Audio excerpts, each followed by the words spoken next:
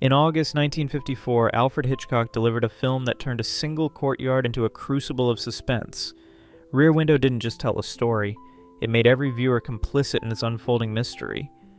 James Stewart's L.B. Jeffries, a photographer confined to his apartment, became the audience's surrogate. His voyeurism forced viewers to confront their own curiosity, making them participants in the drama. Critics now see this as a prescient commentary on surveillance culture.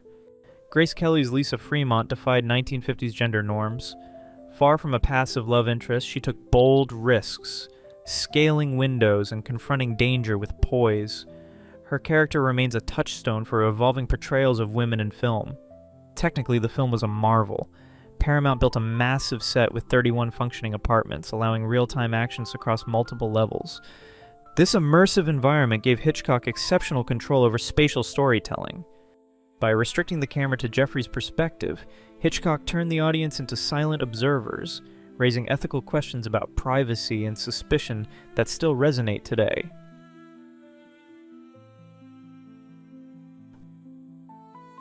When Alfred Hitchcock's Spellbound premiered in New York on December 28, 1945, it didn't just deliver another suspense thriller. It cracked open the human psyche for mainstream audiences. The film daringly fused Freudian psychoanalysis with Hitchcockian tension, introducing concepts like repressed memories and dream symbolism to viewers unfamiliar with the Oedipus complex. The film's most surreal moments came from an unexpected source: Salvador Dali. The surrealist painter, known for his melting clocks, designed the dream sequences. Though his original vision spanned 15 to 20 minutes, only 3 to 4 minutes made the final cut. Still, the imagery, giant scissors slicing through painted eyes, a man tumbling from a rooftop covered in eyes and playing cards morphing into dancers, left an indelible mark on cinematic history. Ingrid Bergman's Dr. Constance Peterson stood out as a rare portrayal of a female psychiatrist who served as the film's intellectual core. In an era when women were often relegated to passive roles, Bergman's character analyzed, diagnosed, and ultimately rescued the male lead. Behind the scenes, producer David O. Selznick's personal experiences with psychoanalysis heavily influenced the production. His insistence on incorporating his own therapy insights led to creative clashes with Hitchcock over the film's psychological authenticity. Though Selznick never confirmed which scenes reflected his own breakthroughs, his imprint is unmistakable. The Academy acknowledged the film's innovation with 6 nominations, awarding it Best Original Score for Miklos Rozsa's eerie, theremin-laced soundtrack that perfectly echoed the film's exploration of the subconscious.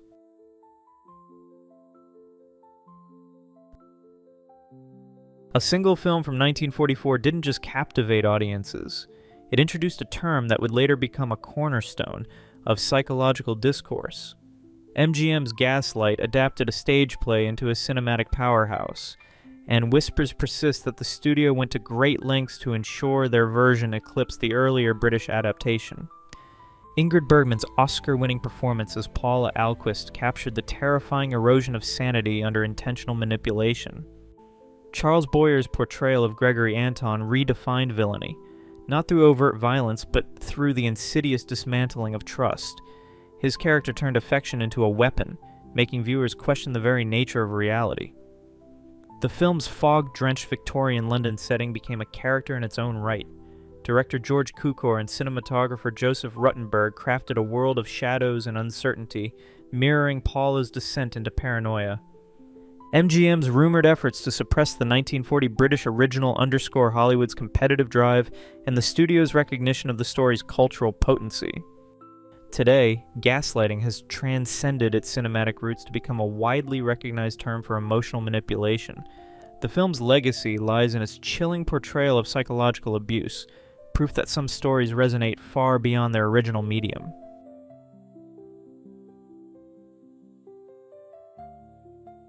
In 1955, Henri-Georges Clouzot delivered a psychological thriller that still unsettles viewers decades later. Les Diaboliques blurred the line between reality and illusion, crafting a narrative that spiraled into pure dread. The plot follows Christina and Nicole, wife and mistress of a cruel headmaster, who conspire to murder him. But their plan unravels in increasingly disturbing ways, pulling audiences into a psychological maze. Clouzot famously beat Alfred Hitchcock to the film rights by mere hours, fueling speculation about a creative rivalry. Whether myth or fact, the incident added intrigue to both directors' legacies. The film's ending was so shocking that theaters posted signs urging patrons not to reveal it. This early anti-spoiler campaign turned movie-going into a communal secret. Many believe Les Diaboliques influenced Hitchcock's later work, particularly Psycho. Its manipulation of audience expectations and reality set a new standard for psychological thrillers.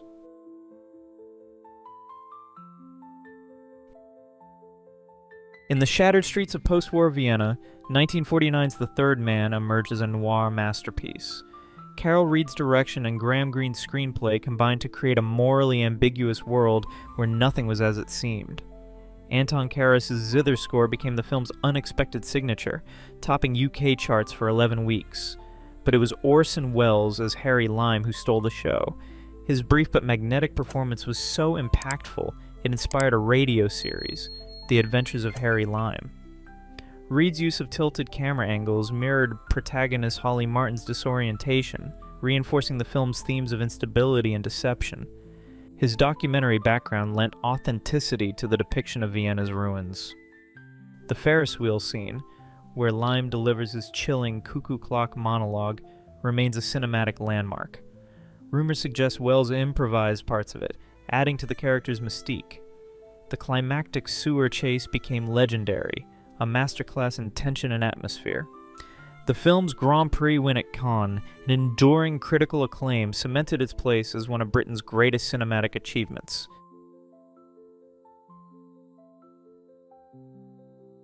Released in 1943, Shadow of a Doubt was Alfred Hitchcock's personal favorite, and for good reason. Set in the quiet town of Santa Rosa, California, the film introduced Uncle Charlie, a charming visitor with a sinister secret. Joseph Cotton's portrayal of the affable yet murderous uncle redefined cinematic villainy. His charisma masked his crimes, making audiences question their instincts. Thornton Wilder's co-written script turned everyday moments, family dinners, casual chats, into scenes of mounting dread. Hitchcock proved that true horror doesn't need gothic castles. It can hide in plain sight. Casting Cotton against type amplified the film's tension. Viewers were drawn to a character they should have feared, a manipulation that became a Hitchcock hallmark. Visual motifs, mirrors, doubles, and shadows reinforced the theme of hidden darkness. As young Charlie's suspicions grew, the family's trust unraveled, echoing wartime anxieties about deception and betrayal. Decades later, films like Gone Girl and Us continue to draw from this blueprint, proving that the most terrifying monsters often wear familiar faces.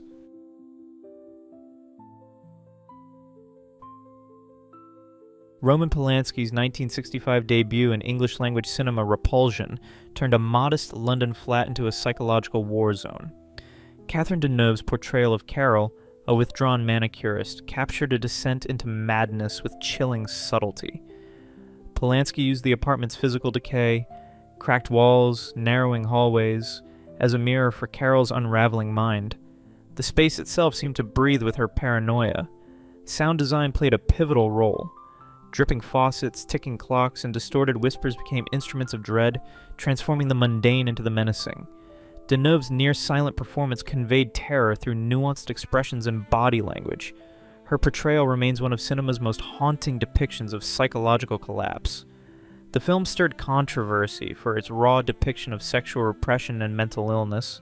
While some critics saw it as exploitative, others praised its unflinching honesty.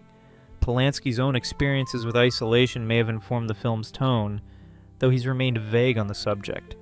Repulsion's influence echoes through films like Rosemary's Baby and Black Swan, proving that the most terrifying horrors often emerge from within.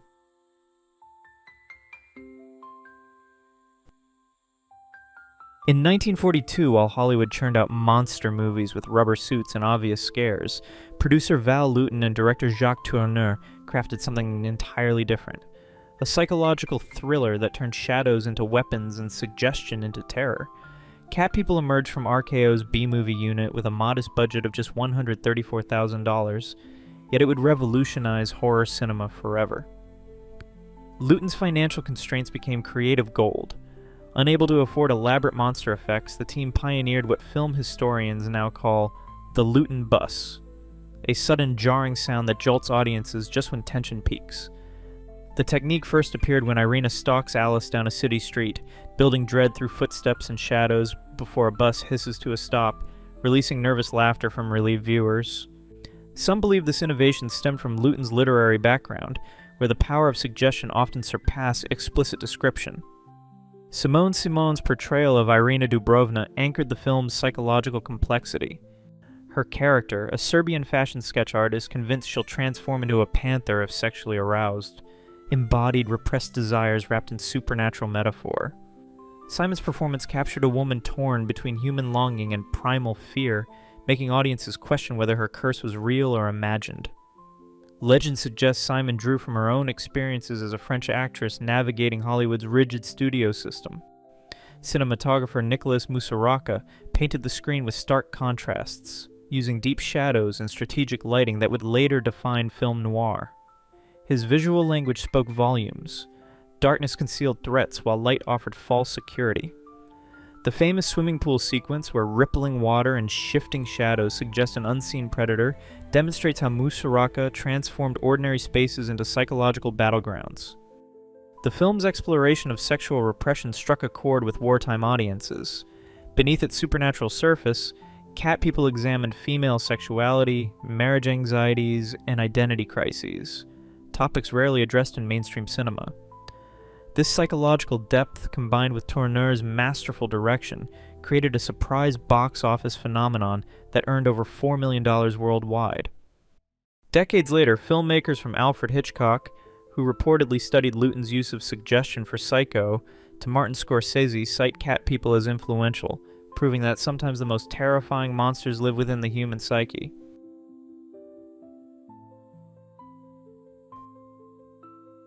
When Sorry, Wrong Number premiered in May 1948, it redefined psychological suspense with minimal resources. Barbara Stanwyck's Leona Stevenson, bedridden and isolated, overhears a murder plot, only to realize she's the target. Director Anatole Litvak expanded Lucille Fletcher's 22-minute radio play into a feature-length thriller without losing its claustrophobic intensity. Stanwyck's performance, delivered largely from a single room, earned her an Academy Award nomination. The film's real-time structure heightened the tension, making the telephone both a lifeline and a harbinger of doom. This innovative use of technology as a narrative device influenced countless thrillers to come. Legend suggests Litvak drew inspiration from wartime wiretapping scandals, adding a layer of paranoia. Regardless, the film's exploration of isolation and miscommunication remains strikingly relevant.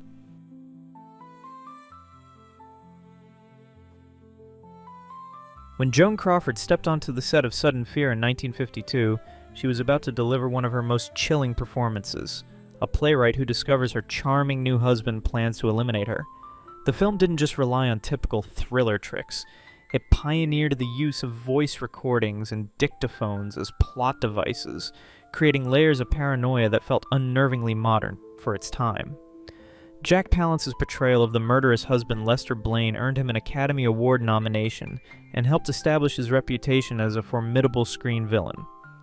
His ability to shift from charm to menace in a single glance made audiences question every smile, every gesture. Crawford herself received critical acclaim and another Oscar nomination for her portrayal of terror mixed with resourcefulness, a woman who refuses to become a victim. Rumor has it that Crawford insisted on performing many of her own stunts during the film's climactic chase sequences, despite the studio's concerns about insurance liability. Some speculate that her dedication to authenticity stemmed from her desire to prove herself as more than just a glamorous star, particularly after weathering career setbacks in the late 1940s. The film's San Francisco setting became almost a character itself, with steep hills and looming shadows that trapped Crawford's character in a maze of inescapable danger. Those fog-shrouded streets and claustrophobic interiors amplified every moment of dread, turning the city into a psychological prison. What made Sudden Fear revolutionary was its exploration of domestic betrayal through a technological lens. The dictaphone scenes where Crawford's character discovers the murder plot through recorded conversations predated modern surveillance thrillers by decades. This innovation transformed ordinary household items into instruments of terror, proving that the most frightening threats often come from the people closest to us. The The film remains a masterclass in how psychological thrillers can transform domestic bliss into absolute nightmare.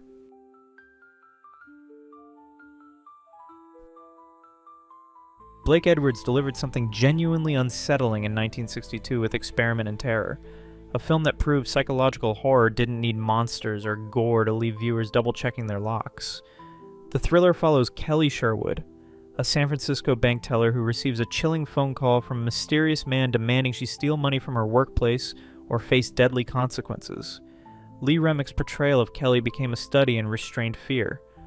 Her performance balanced vulnerability with quiet strength, creating a character who felt authentically human rather than a typical damsel in distress.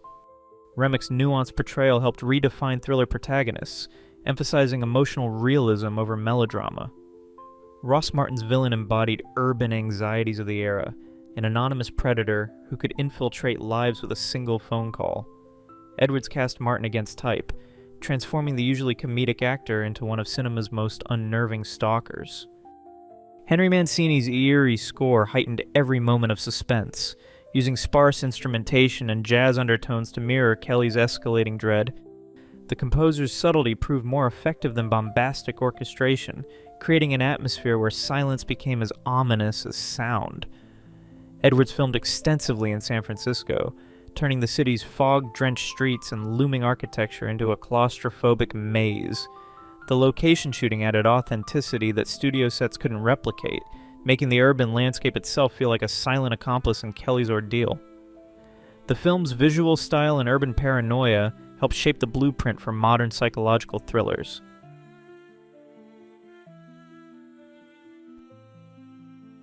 In 1962, director J. Lee Thompson delivered a psychological thriller that joined the ranks of cinema's most unnerving masterpieces, a film that made audiences squirm and censors reevaluate their boundaries. Cape Fear arrived just 2 years after Hitchcock's Psycho had shattered Hollywood conventions, yet Thompson's vision carved out its own terrifying territory. Robert Mitchum's portrayal of Max Cady, the ex-convict stalking lawyer Sam Bowden and his family, wasn't typical movie villainy. This was psychological warfare, with Cady weaponizing the legal system itself against the man who helped imprison him. Mitchum's southern drawl and dead-eyed stare created a predator who felt disturbingly real. Gregory Peck's Sam Bowden added moral complexity to the narrative.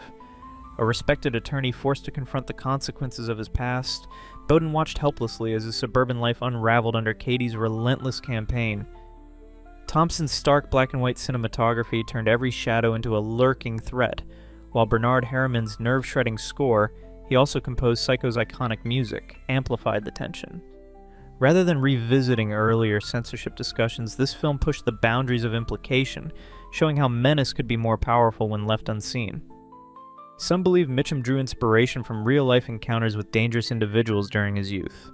Cape Fear's legacy lives on in the home invasion thrillers it inspired, proving that the most terrifying monsters are often the ones who never raise their voice. If you've enjoyed this video, please leave a like and comment. Also consider subscribing and hitting the notification bell to get notified of our new videos each week. Thanks for watching.